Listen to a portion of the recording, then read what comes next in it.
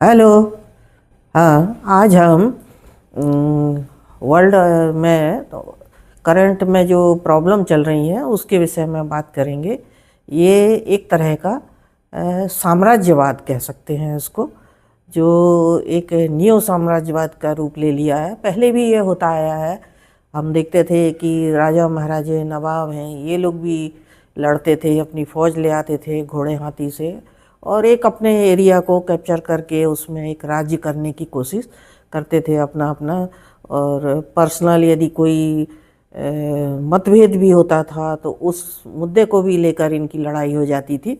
वही चीज़ आज शायद बड़े रूप में हो रही है। इसलिए आपने देखा होगा कि दुनिया में ऐसा पहली बार हुआ है कि ट्रंप ने वेनेजुएला पे अटैक किया और कहा कि मैं एक्टिंग प्रेसिडेंट हो गया हूँ।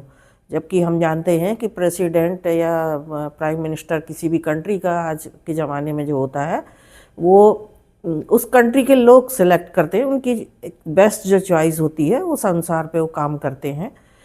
तो पर एक ये जो नया ट्रेंड चालू हो गया है, ये हमको देखना पड़ेगा। यही देखेंगे कि आपने 1953 में भी चाइना ने हमारी 5180 वर्ग किलोमीटर ज़मीन हमारी हथिया ली थी, और कांग्रेस के उस समय जवाहरलाल नेहरू थे, और उन्होंने आके जब कुछ नहीं कर पाए तो हिंदी चीनी भाई भाई करते रहे कि 62 तक कि हमारा ये फ्रेंड है करके, कि हम मित्रता से रहेंगे।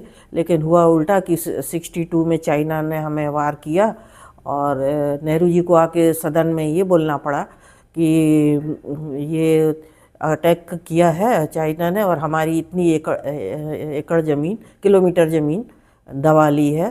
तो सदन में वो ये कह के कुछ नहीं कर पाए। उसके बाद में हम आगे चलते हैं तो समय बीतता है, लड़ाई हुई, 71 का वार हुआ, अभी फिर कांग्रेस गवर्नमेंट फिर से आ गई। तो 2008 में बात है, सोनिया गांधी और राहुल गांधी ओलंपिक के लिए वहाँ चीन जाते हैं। बुलाया जाता है इनको, जबकि प्राइम मिनिस्टर कौन थे? मनमोहन सिंह थे हमारे। तो एक प्राइम मिनिस्टर को एक होता है, हक होता है। लेकिन एक फ़ोटो में मैंने देखा कि राहुल गांधी बैठ के उस पर साइन कर रहे हैं, डील पे साइन कर रहे हैं कि ये ज़मीन आपकी ये हो गई है। मैं आप सबको ये नॉलेज में इसलिए लाना चाहती हूँ कि एक कॉमन मैन को ये बात पता नहीं होती, उन्हें ये जानना चाहिए।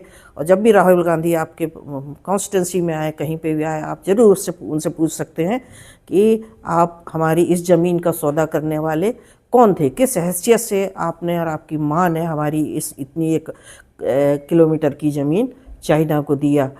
और अभी घूम घूम के जब इलेक्शन होता है तो चिल्ला चिल्ला के वो बोलते हैं कि ये वोट चोर हैं, ये चोर हैं, वो कर दिया, और इतने एकड़ ज़मीन चाइना ने दबा लिया, ये दबा लिया। ये एक्चुअली ये अपने जो पाप हैं ये दूसरों पे मढ़ रहे हैं।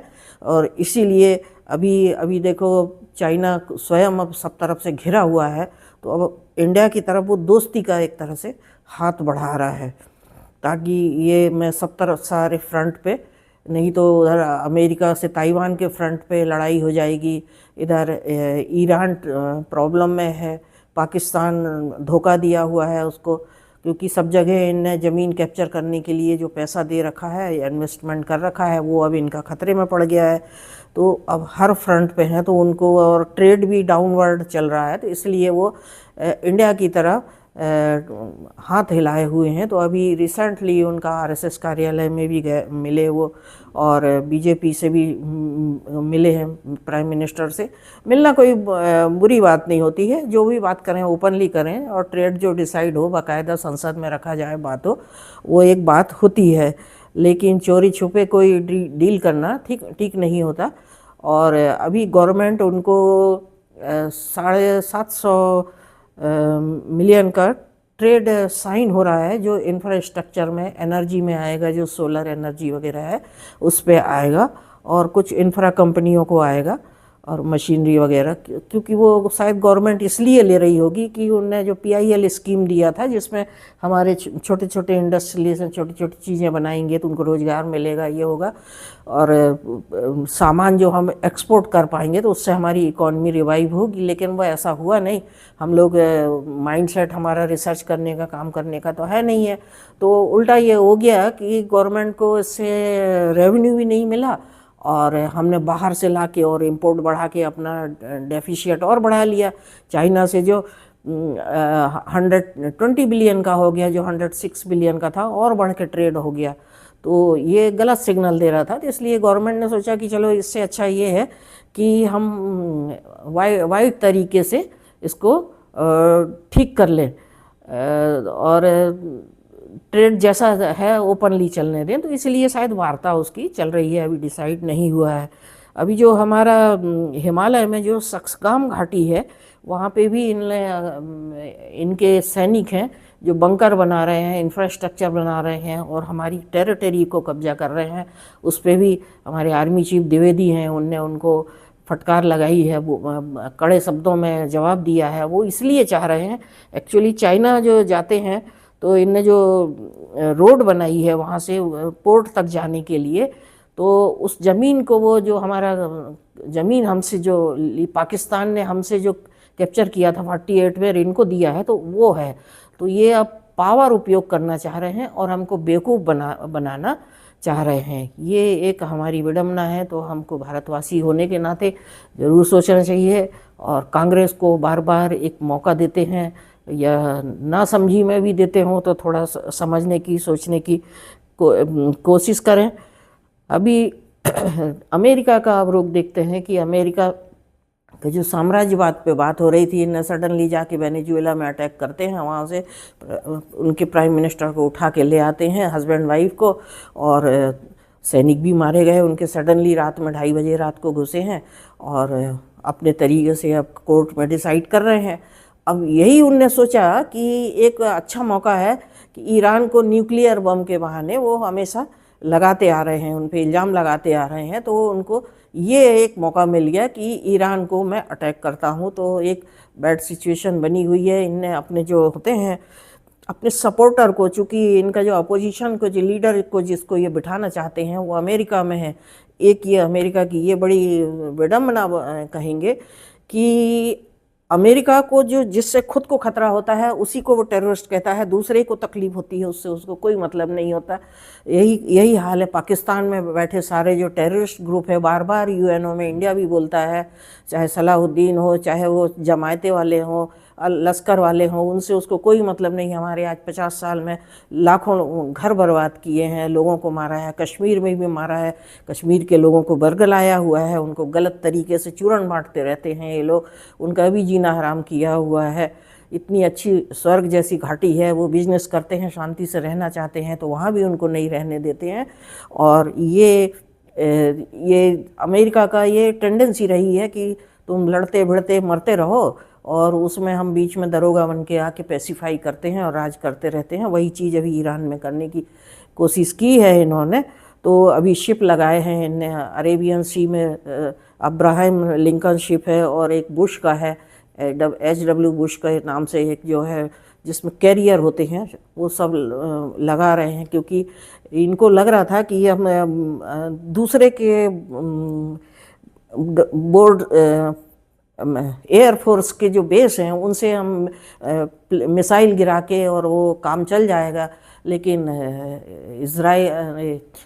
ईरान इतना छोटी कंट्री नहीं है और वेल प्लान तरीके से वो काम कर रहा है। जब अभी 12 दिन उनके ऊपर अटैक किए थे तब उसके बाद वो समझ गए हैं और उनने पूरे 500 से ज़्यादा अपनी खैबर मिसाइलें लगा रखी हैं और अंडरग्राउंड सी में अपने एरिया में माइन लगा के रखी हैं कि कोई भी, और पनडुब्बियाँ वगैरह भी लगी हुई हैं। तो यदि कोई भी शिप आगे बढ़ता है तो उनकी खैर नहीं है। और अब दूसरा पैतरा इन्हें बदला था कि मिडिल ईस्ट की कंट्री हैं जिनको ये पालते हैं, तेल वगैरह के कुएँ लगे हुए हैं जहाँ से ये तेल लेते हैं, उनको बरगलाने की कोशिश की है कि उनका बेस उपयोग करेंगे। तो अभी आज का एक नया डेवलपमेंट है कि सऊदी अरेबिया, कतर, इराक, ये सब कंट्रीज़ ने, बहरीन, इनने अपना बेस देने से मना कर दिया, क्योंकि बेस देने से इराक ने उनको धमकी दे रखी है कि जिस भी कंट्री ने अमेरिका के लिए काम किया, अमेरिका को बेस दिया, तो उसका बदला मैं ज़रूर लूँगा। तो उनको घबराहट लगी हुई है कि उनको मालूम है कि जो हाल यूक्रेन का हुआ है वही अभी हमारा भी हो जाएगा, और इस तरह से पूरा हमारे एरिया में एक अफरा तफरी मच जाएगी और मिसाइलों से तबाही हो जाएगी।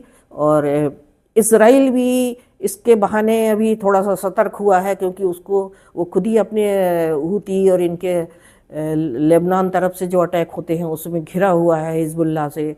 तो वो भी ये चाह रहा है कि ये अमेरिका इसको टाल दे। तो अब इन्हें चाल बदली है। अब रोज़ ट्रम्प का इसलिए स्टेटमेंट बदलता है, और आज उन्होंने कहा है कि मैं अभी भेजता हूँ करके यहाँ सहायता भेज रहा हूँ, तुम डटे रहो। अब इस तरह से आप 3 दिन में देखेंगे, आप वहाँ इराक में आपस में ही जो इनने जो मिलिशिया बाहर का भेजा है वहाँ पे कि खमेनी के अगेंस्ट में लड़ने के लिए, तो बहुत सारे लोगों की लाश पड़ी हुई है, सड़ रही हैं, बैग में दिखती हैं, अफरा तफरी मची हुई है। तो एक अलग तरह की एक हाहाकार मचा हुआ है, ये देखकर ठीक नहीं लगता है। तो अब देखें आगे, ऐसा लगता है कि वर्ल्ड वार की ये सिचुएशन इनकी बन गई है। और इसमें जो मुस्लिम कंट्री भी जो एक ब्रदरहुड के लिए इकट्ठी होती थी, वो भी अब अलग अलग होती दिख रही हैं, क्योंकि एक मुस्लिम कंट्री ही मुसलमान को मारेगी यदि आमने सामने होगी। अब इसमें हमें एक पक्ष दिखता है पाकिस्तान का। पाकिस्तान का मुल्ला मुनीर बार बार जाके बढ़िया डिनर खा के आ रहा था वाइट हाउस में, और पैसे भी लेते हैं। इनने बीच में करीब 7 बिलियन का इनको राहत मिली थी, जिसमें 1.4 तो इनको बाढ़ राहत में मिली है, और भी तरीके से बीच बीच में कभी भूकंप के, कभी किसी बहाने से, कभी गरीबी का रिवाइव करने के बहाने से, कभी मिलिट्री के मेंटेनेंस के बहाने मिल गई। एक बार अभी सिंदूर के बाद जो वहाँ डैमेज हुआ था तो उसके रिपेयरिंग के लिए अमेरिका ने दिया। तो अमेरिका इनको धीरे धीरे थोड़ा दाने डालता रहता है, ताकि उनका जो मिलिशिया है उसको जहाँ ज़रूरत होती है वो उपयोग करता है, क्योंकि ये पैसे में बिकने वाले लोग तो हैं। तो अब इसी कारण ईरान इनको पसंद नहीं करता है, अफ़गानिस्तान भी नहीं पसंद करता है कि ये जाके अपने ही लोगों को वहाँ मरवाते हैं, और वही काम वो यहाँ कश्मीर में भी करते हैं, और बलूच लोगों को भी मारते हैं। ये एक उदाहरण बताती हूँ। बलूच जब वहाँ ने जो रोड बनाई थी उद्घाटन के लिए, ग्वादर के वहाँ जा रहे थे, तो चाइनीज़ लोगों ने कहा कि हमें वहाँ पे ले चलो, हम देखेंगे वहाँ। तो इनके मुनीर ने इन्हें कह दिया कि नहीं हम नहीं जाते, यहीं से ऑनलाइन ने बटन दबा के उसका उद्घाटन कर लिया कि हमको नहीं छोड़ते हैं तो आपको कहाँ से वो छोड़ेंगे। तो इस तरह से डरपोक हैं ये, लेकिन ये दगाबाजी करना, जहर उगलना इनके फितरत में है, और इसी से हमको सावधान रहना है। एक ये जो साम्राज्यवाद का जो भूत जो पूरे वर्ल्ड में घूम रहा है, ये बहुत ख़तरनाक हो गया है। और आज का बताने का मेरा मतलब ये था कि हम आप सतर्क रहें अपने देश में, क्योंकि हमारा एक बहुत बड़ा देश है, बहुत बड़ी समस्या है हमारी अपनी बहुत है। एक्सपोर्ट कम हो गया है इस समय। अब जब भी आंतरिक या बाहरी कोई अव्यवस्था हो जाती है तो एक्सपोर्ट इंपोर्ट सभी चीज़ सफ़र कर जाती है, टूरिज़्म सफ़र कर जाता है। तो वो एक प्रॉब्लम तो है हमारी। तो हमें ये ज़रूर सोचना है, और आप लोग क्या सोचते हैं, और सतर्क रहें, और बुद्धिमान बने, सतर्क रहें, बुद्धिमान बने, सम्मान से रहें। जय हिंद।